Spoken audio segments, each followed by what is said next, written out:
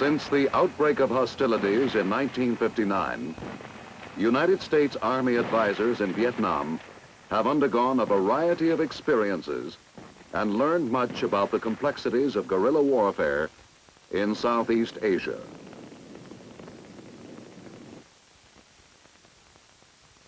Working through Maag, these advisors have increased in number to more than 12,000. Each is assigned to a specific activity or unit of the Army of the Republic of Vietnam, commonly referred to as ARVN, where his chief duties are to make certain that U.S. equipment is used and maintained properly, and to teach by lecture, demonstration, and by setting an example.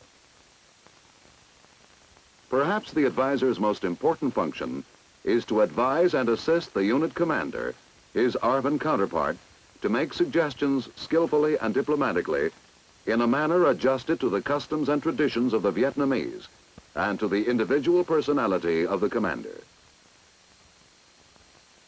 Since 1959, in fact since 1956, when Maag advisors were first sent to Vietnam, many lessons have been learned, many guidelines, techniques, and principles have been developed.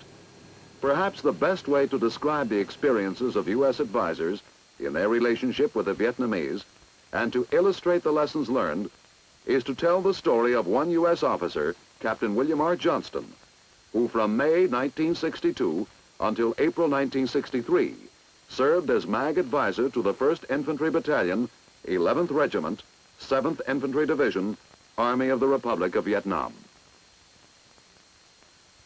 34-year-old Michigan-born Captain Johnston, with a wife and 2 children in Chicago, would soon learn that his military assignment required a thorough knowledge of counter-guerrilla techniques and infantry tactics, as well as of all staff functions. More important, he would discover that to maintain a workable relationship with Captain Tran Tien Con, his ARVN counterpart, and with other Vietnamese soldiers and civilians, he would have to make some changes in his approach toward human relationships.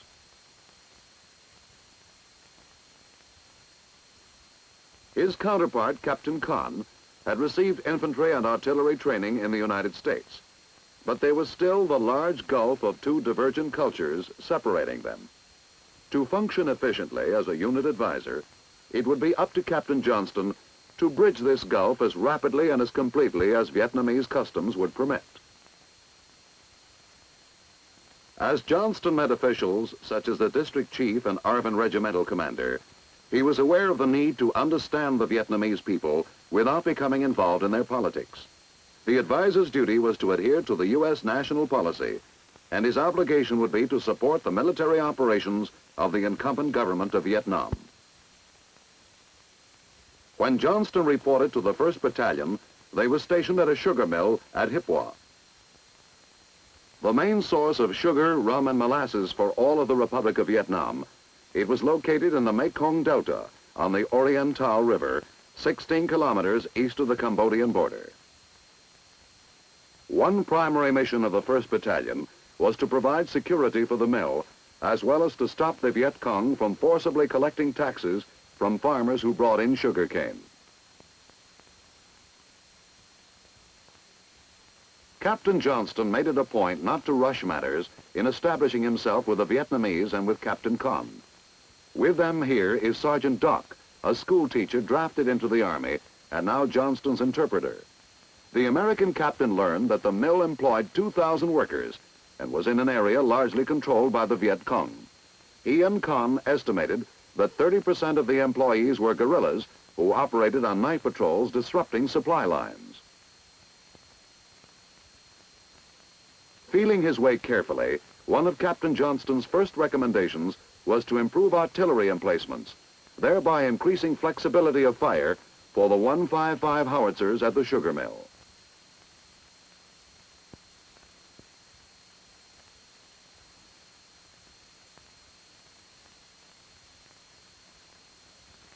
He also suggested that living in shelters improvised from ponchos was neither helping morale nor contributing to supply economy, and Con agreed to construct barracks.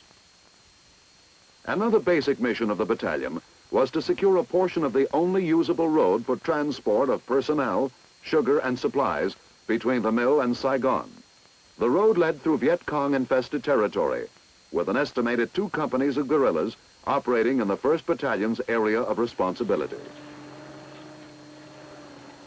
However, despite the presence of the 1st Battalion, word was received one morning that the road had been cut during the night. Captain Johnston hurried to the scene, where it was reported that the Vietcong were still in the area. Battalion troops arrived a few minutes later. The battalion commander was at regimental headquarters, and by now Johnston had learned that Con's workload was such that he could not always be available.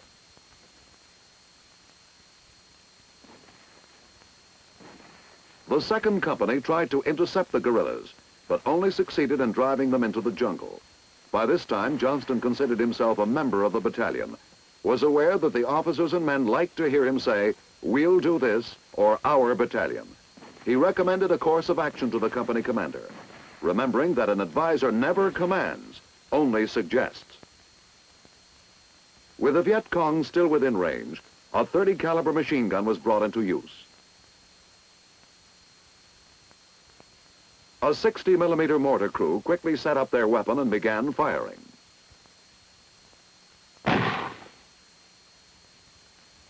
Suspects were rounded up for interrogation. Johnston would assist in this as soon as he could.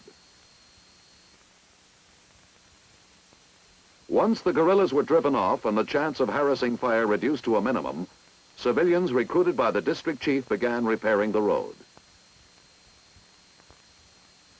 Some of these same farmers had undoubtedly been recruited by the Vietcong to dig it up the night before.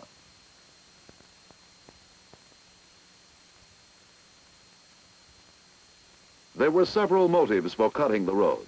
Most important, of course, was to disrupt transportation and supply.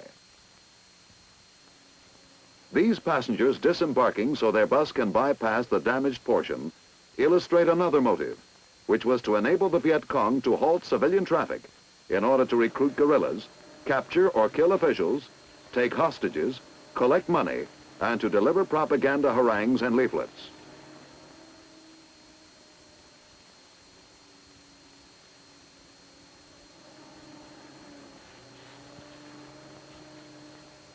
When the road was sufficiently repaired, the flow of traffic resumed, taking passengers to their destinations, as well as fuel and supplies to the sugar mill.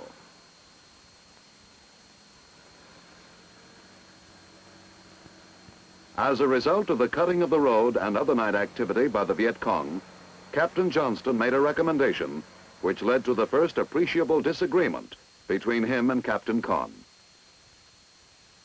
The recommendation was for regular night patrols throughout the area. Although it was eventually followed, the battalion commander refused at first because he was adhering to the old concept of fighting by day and defending by night.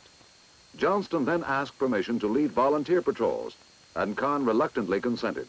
They proved so successful that the battalion commander drew up his own plans for nightly patrols, receiving high praise from division.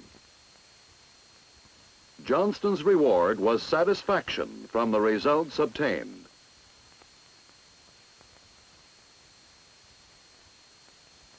While stationed at the sugar mill, Captain Con, Captain Johnston, and the 1st Battalion participated in other combat operations, either at company level, as a battalion, or as part of a larger unit.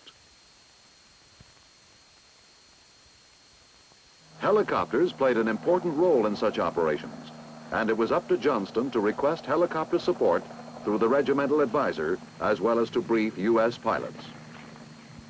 The 1st Battalion operated with an airborne unit during this mission, which was designed to clear an area of the Duc Hoa district, where Vietcong had been active near the capital region.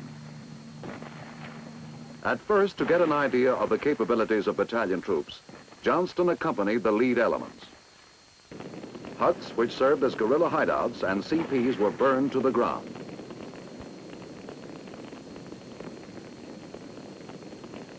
A communist information booth was also leveled by 1st Battalion soldiers and members of the Self-Defense Corps. Even in the midst of combat, troops took a break. Johnston quickly learned that Vietnamese have less stamina than Americans, and that they must have frequent breaks and 4 meals a day. However, this did not interfere with a highly successful mission. A sizable number of prisoners and suspects were captured. Wendy as an advisor. It was also an infantry advisor's responsibility to help arrange for armor support when needed. In a later mission, these M113 armored personnel carriers were requested to assist the 1st Battalion in clearing an area of the Mekong Delta. The high grass made it easy for the Vietcong to hide.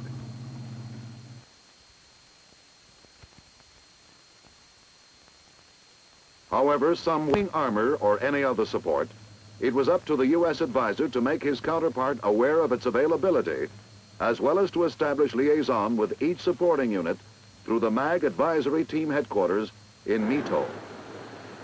In addition to armor and Army aviation, other support obtained by Captain Johnston and Captain Khan included artillery,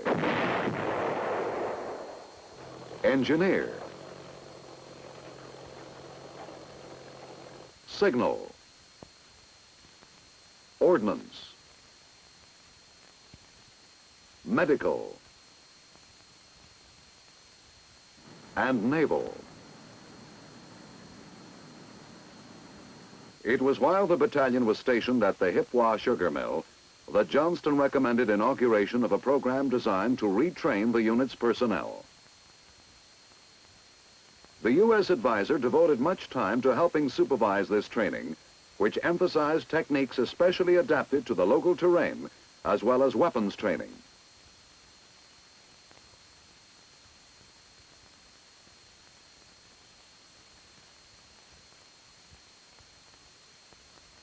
This exercise stressed unit tactics in clearing an area. Both the training and the areas selected proved so successful that higher headquarters assigned the 1st Battalion the task of training 3 companies of recruits as regimental replacements. These recruits, as well as members of the battalion who could be spared, were also given training on the new claymore anti-personnel mine.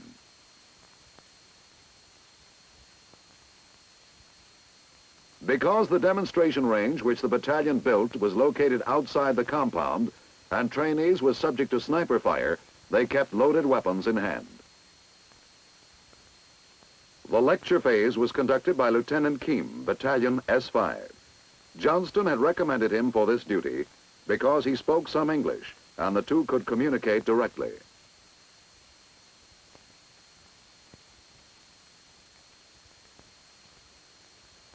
The U.S. advisor had then given Keem additional English instruction, as well as an intensive course in the use of the mine. Throughout his tour as advisor, Johnston had become increasingly aware of the necessity of double-checking the translation of his words, especially since he had discovered that instructors and interpreters often injected their own feelings or opinions on a subject instead of translating literally. During the first few classes on the claymore, Johnston personally set the mine in the ground and prepared it for detonation. Realizing the importance of teaching by demonstration, he showed no reluctance about getting his hands dirty. However, he realized it would be wrong to continue to do the work himself, and that he would have to persuade one of the battalion officers to take on the responsibility. Use of bayonets to hammer in targets illustrated a minor but persistent problem he faced as an advisor. Ever since he joined the battalion, he had observed the men misusing the bayonet, instead of employing more appropriate tools. Frequent on-the-spot corrections and appeals to the battalion commander had thus far produced no result. With targets in place and the lecture phase completed, Johnston let Lieutenant Vinn, a company commander, detonate the mine.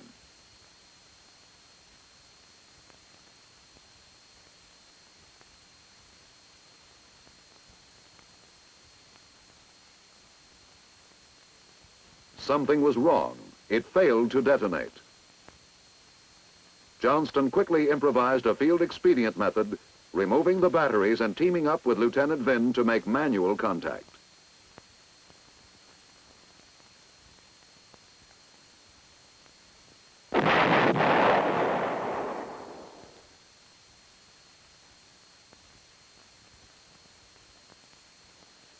Early in January 1963, 2 companies of the 1st Battalion moved from the Hipwa sugar mill to the village of Duqua, where Major Bach, the regimental commander, was on hand to greet Johnston and Captain Conn. A CP was set up in the village pagoda. The tiger on the sign is a religious symbol. The other 2 companies remained at or near the sugar mill to help the Self-Defense Corps Company take over the 1st Battalion's security mission. It was at this time that First Lieutenant Joe M. Clement of Atlanta, Georgia, joined the battalion as training advisor and assistant to Captain Johnston. Sergeant Doc helped orient Lieutenant Clement on the surrounding terrain. Shortly afterwards, Master Sergeant Jones of Baltimore, Maryland, arrived to serve as the battalion's first enlisted advisor.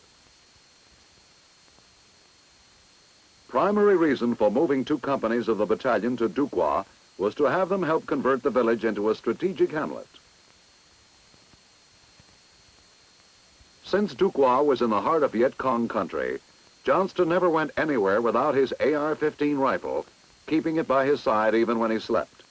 His chief duty at this time was to advise Captain Conn on providing security for workers constructing the hamlet, as well as on planning patrols and company-size operations. This battalion soldier was captured and killed by the Vietcong while guarding the construction site at night. There was another basic reason for the battalion's move to Duqua. This was so it could provide security for a road reconstruction project. Rendered impassable by the Vietcong in 1959, repair of this road would provide a shorter route from Duqua to Saigon. Captain Johnston went over it carefully so he could advise the battalion commander on plans for protection of construction crews. Actual reconstruction was done by civilians, who were paid for their labor by the Vietnamese government. ARVN engineers lent support with bulldozers, other equipment, and personnel. During the entire project, Johnston maintained liaison with U.S. engineer advisors. Despite security measures, the Vietcong dug up repaired sections at night and subjected workers to harassing fire. On this occasion, Sergeant Jones spotted a guerrilla force, while Johnston, after several refusals, persuaded the company commander to call for mortars.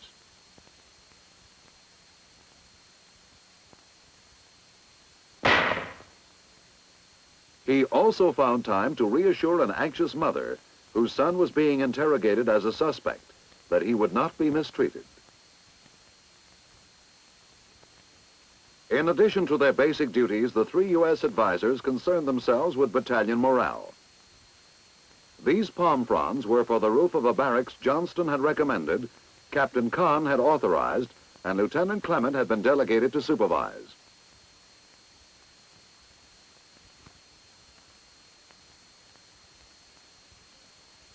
Even though Johnston expected to be reassigned to the United States before it was completed, he had not hesitated to recommend its construction. He knew he could count on Lieutenant Clement, his probable successor as battalion advisor, to follow through on the project. At Johnston's suggestion, Clement and Sergeant Jones, with Sergeant Doc aiding, assisted USIS activity by presenting residents of Duqua with books, pamphlets, and calendars. Because Duqua was located near the Oriental River and even closer to many access canals, the 1st Battalion was given its most important mission to date. Produce from this rich agricultural area and from the even more productive south was transported by boat to roads which led to Saigon and other cities north of the Delta. However, river and road traffic was frequently intercepted by the Vietcong, who collected tribute from the farmers transporting their produce and terrorized them if they were uncooperative. The 1st Battalion was assigned the mission of clearing the area southeast of Duqua and of constructing a self-defense corps post at the junction of the Kin Sang and Kin Yang canals near the village of Lee-on-Mine. Upon receipt of the order, Captain Johnston and his counterpart formulated a plan for the post, selecting a position which would command both canals and afford the best route for reinforcements. Kahn's planning impressed Johnston, convincing him that advising can work both ways, for he was getting many good ideas from his counterpart. The plan included preparation of materials at Duquois and movement of the 1st and 2nd companies from the sugar mill area, so that almost the entire battalion would proceed downriver to the construction site. 2 platoons would be left at Duquois to secure the CP, and Lieutenant Clement would remain with them. As the men split bamboo to transport downriver, Johnston saw that he'd won a minor but significant victory. They were using machetes instead of bayonets. His appeals to Kahn and the men had taken effect, and misuse of bayonets had apparently ended. As they prepared to move downriver, men of the battalion were deeply concerned about something, and it wasn't the prospect of backbreaking work in 120-degree heat or the almost certain casualties they would take. Tet, their version of Chinese New Year, was 2 weeks away. Unless they completed the SDC post before then, 30% would miss leave time at home, and the rest a round of feasts and festivity at Duquois. At a nearby port on the Oriental River, the equipment was loaded on board LCMs. Responding to requests through command and advisory channels, the Navy of the Republic of Vietnam had assigned 4 landing craft in support of the battalion's mission. Johnston was on hand to watch the LCMs pull out. Manned by Vietnamese Navy personnel, the craft would transport the equipment by river and then canal to the construction site. Meanwhile, the battalion paralleled the river on foot, its immediate objective to clear the intervening area of Vietcong. Walking with them were Johnston and the battalion commander. They cleared villages and searched huts all along the populated route to the site of the SDC post. Johnston and his counterpart found that all adult males had left, confirming their belief that most of the population were Vietcong. At another hut, a last-moment escape by VC was indicated by food still being cooked. Despite all precautions, an ambush resulted in the wounding of 2 men.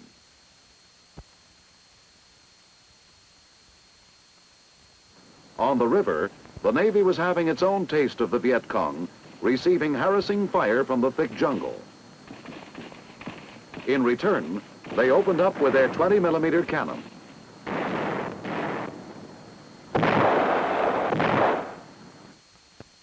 As soon as the battalion arrived at the site of the SDC post, they started digging in to set up a defensive perimeter on Johnston's recommendation. He explained some of his other recommendations to the regimental commander and Kahn, realizing that it wasn't enough to say this was the way the American Army did things. Following a conference, they burned the brush to uncover many traps laid by the communist Vietcong. With security established, the first LCM was signaled to come in.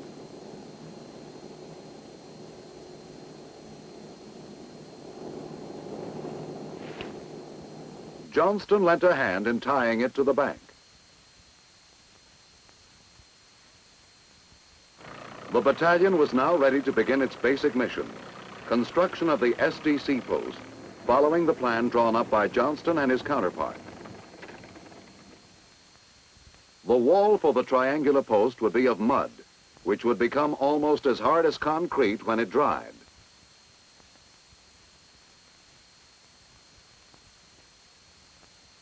A blockhouse was constructed at each corner of the triangle.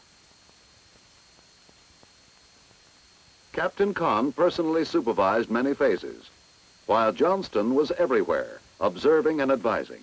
One of his recommendations was for use of concertina wire.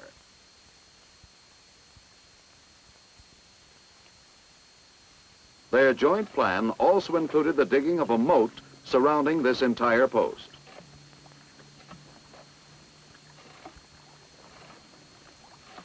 Construction was frequently interrupted by mortar duels with the VC. Harassing fire during the post's construction led to a disagreement between advisor and counterpart when Johnston recommended clearing fields of fire in opposition to Khan's desire to spare the local farmers coconut and banana trees.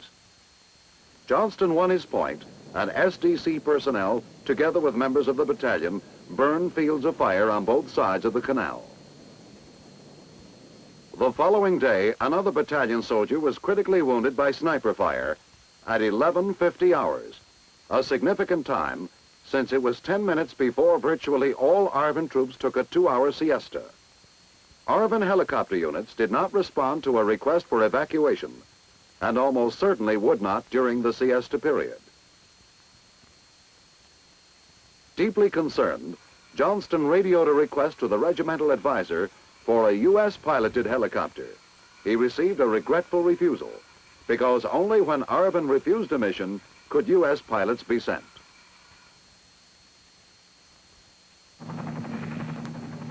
Three hours later, an ARVN helicopter DC post almost completed, the battalion moved the bulldozer across the canal to assist in the construction of a watchtower. While being offloaded from an LCM, it became stuck in the soft mud. Johnston and his counterpart hurried to the scene. Having had some experience with tracked vehicles, Johnston felt he had the solution, but kept it to himself to permit Khan to direct operations.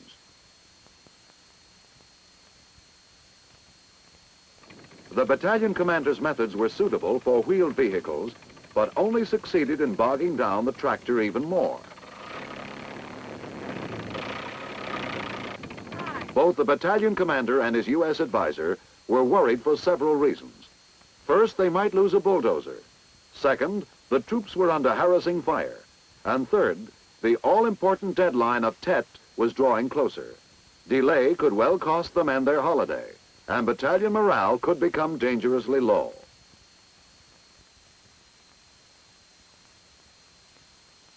As he later admitted, Johnston's concern for the men led him to use poor judgment. He attempted to advise his counterpart in front of his officers and men, leading Khan to reject the recommended solution. Khan's acceptance of advice given in front of others would have caused him to lose face, so he continued to use his own methods. Even procurement of a second bulldozer and use of all available men didn't help. Finally, Johnston, in private, issued an ultimatum to Khan: use the method he had recommended, or he would make a report to Regiment. This would result in even greater loss of face and possible disciplinary action for Khan. The battalion commander reluctantly gave in. Johnston's method was to anchor the bottom of the track to a stationary object so the tractor would pull itself over its own treads and out of the hole it had dug for itself.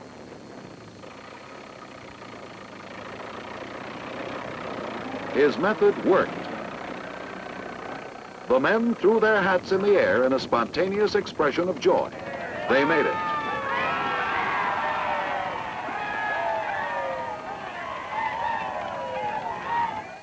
A few days later, their mission was fully accomplished. The SDC post was completed.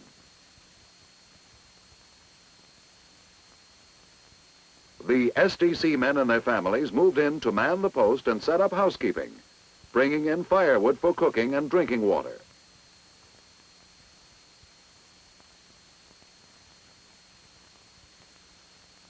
It was a scene of domestic tranquility against a backdrop of anticipated violence.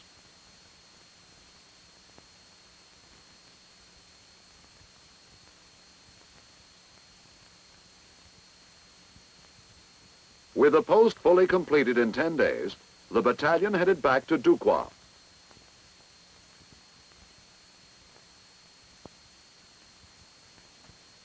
The Vietcong, unsympathetic as always, hit them with an ambush.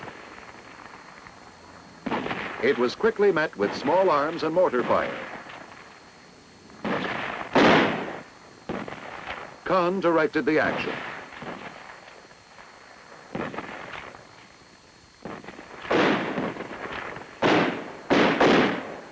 1st Battalion casualties were added to the price of the SDC post. Captured VC prisoners showed there was another side to the balance sheet. Now they could complete the final leg of their journey back to Duquois. A few days later, Captain Johnston received orders for reassignment to the United States.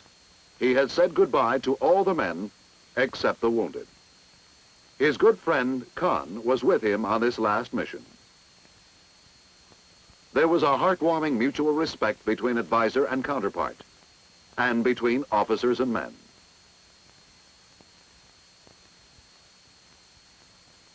At least one advisory technique had burned itself deeply into Johnston's subconscious.